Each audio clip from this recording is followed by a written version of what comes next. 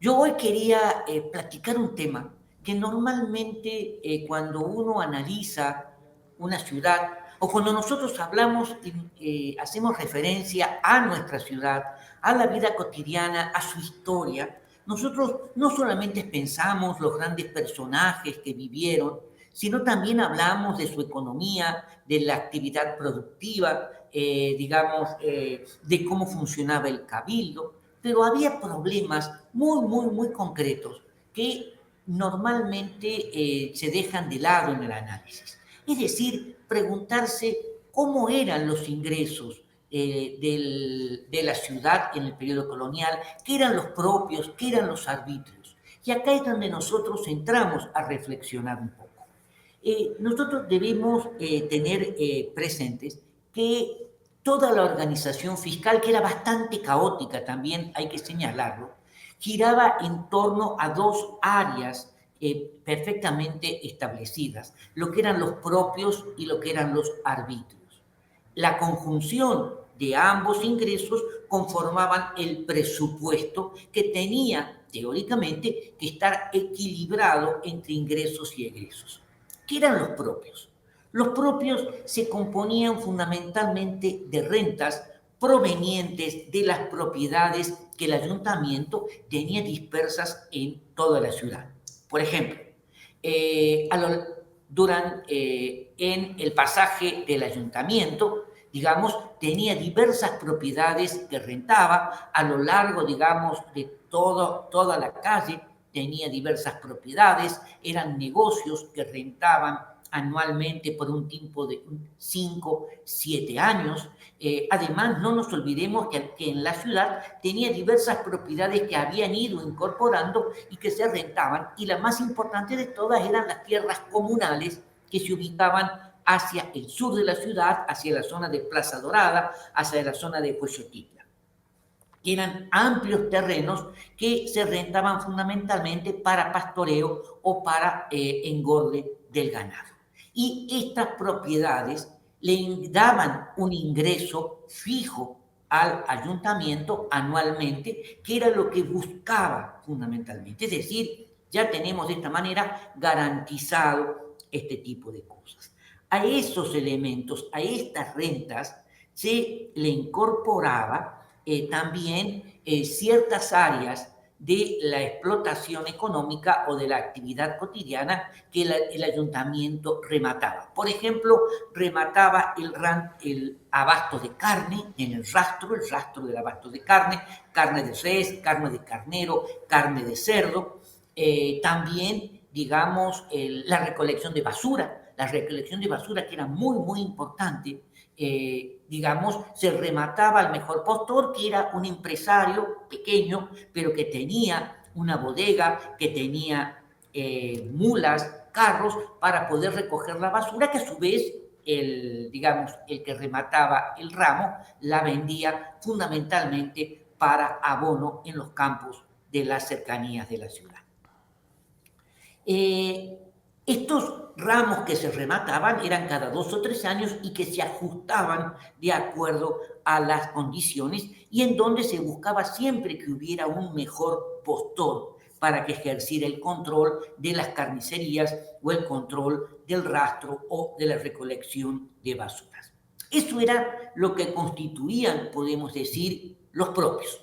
Eso era un ingreso fijo que anualmente tenía el ayuntamiento. Cuanto más grande era la ciudad, mayor eran las necesidades y mayor eran los ingresos de los propios.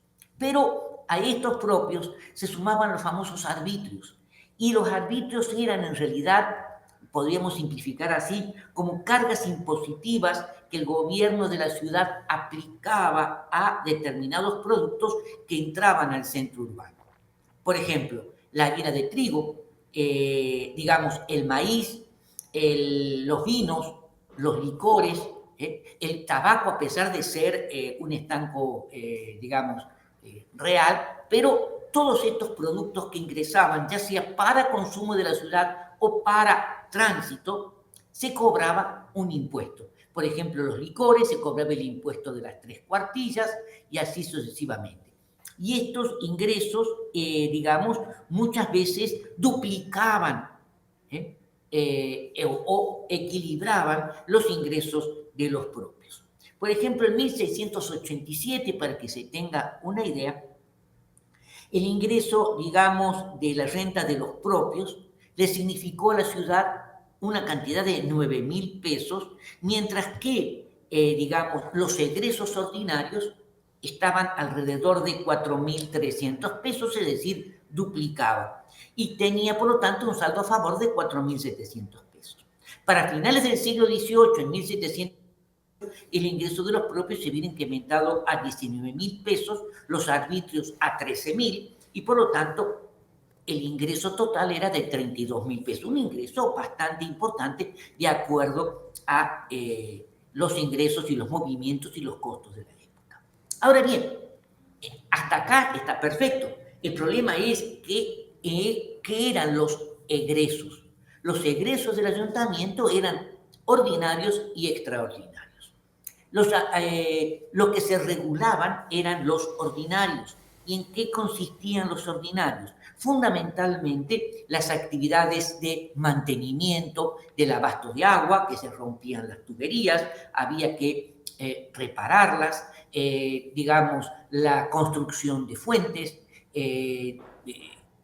mejorar ya sea el Parque Viejo, el Jardín Viejo, el Jardín de San Francisco, y también diversas festividades cívicas y religiosas. ¿Cuáles eran las festividades cívicas en las cuales participaba el ayuntamiento? La fundación de la ciudad. No se festejaba digamos, en abril, sino se festejaba fundamentalmente el 29 de septiembre, el día de San Miguel. Para esto, digamos, al margen de estas actividades cívicas, en la cual participaba activamente el ayuntamiento, teníamos un montón de fiestas religiosas que el ayuntamiento erogaba dinero para rezar los novenarios, para, digamos, velas, para las misas que se iban así. Pero fundamentalmente giraba en torno a tres grandes eventos que sí verdaderamente era un aporte importante. San José, que era el primer gran santo patrono de la ciudad. En segundo lugar, San Miguel Arcángel, que era un santo patrono y cuyo santo iba a coincidir justamente la fiesta de San Miguel Arcángel con la fiesta cívica de la fundación de la ciudad. Y la tercera era la de Corpus, la fiesta del Corpus. Estos tres grandes eventos, digamos, planteaban una erogación importante. Más, no debemos olvidarnos, los salarios de los regidores y de los funcionarios.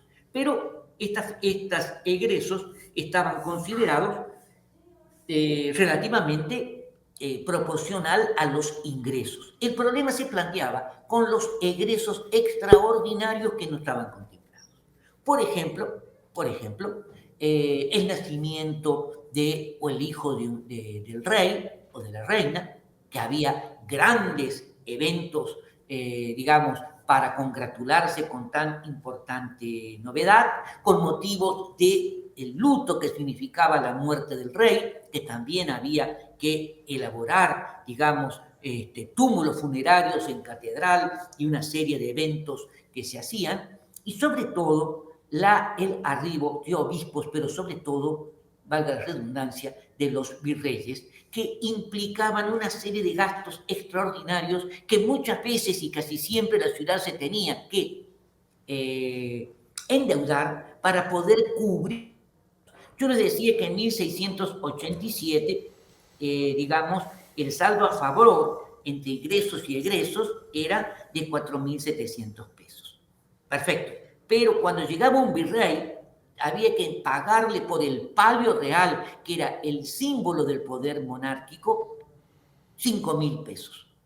Es decir, ya de entrada no había dinero para gastos extras.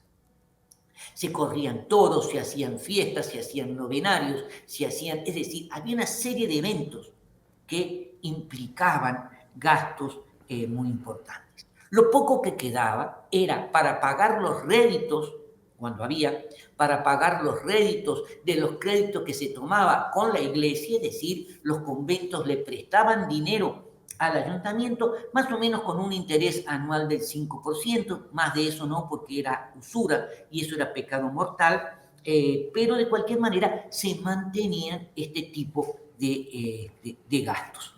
Y claro, a esto habría nosotros que agregar que la ciudad permanentemente tenía otro tipo de problemas, como era, digamos, sismos, que, digamos, generaban conflictos, inundaciones, y en los casos graves se les solicitaba al virrey que les permitiera utilizar parte de ciertos ramos de impuestos reales que iban directo a la, digamos, a la Ciudad de México, administrados por el virrey. Y el virrey autorizaba, digamos, utilizar parte de la recaudación de la venta, digamos, de tabaco o de algunas, sobre todo de licores que estaban controlados. En una palabra, digamos, la ciudad siempre estaba endeudada.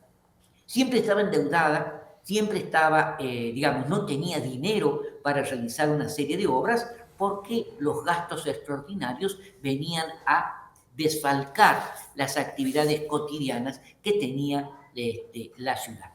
Y en ese sentido yo creo que es muy importante tenerlo presente. Bueno, yo no me quiero extender más en esto, pues es un problema de tiempo también para la televisión, pero este es uno de los grandes problemas que tenía la ciudad colonial y el siglo XIX. El siglo XIX, el problema se va a agravar en la medida en que los efectos de la guerra civil o de todo el proceso de organización nacional empobreció fundamentalmente a gran parte de la población de la ciudad e hizo disminuir los ingresos. Bueno, eso era lo que yo quería plantearles. Doctor, pues muchísimas gracias, le mando un gran abrazo y pues todavía nos saludamos el siguiente jueves por aquí. Claro que sí, por acá nos estamos viendo el próximo jueves. Gracias, Doc, abrazos a toda la comunidad de la UPA.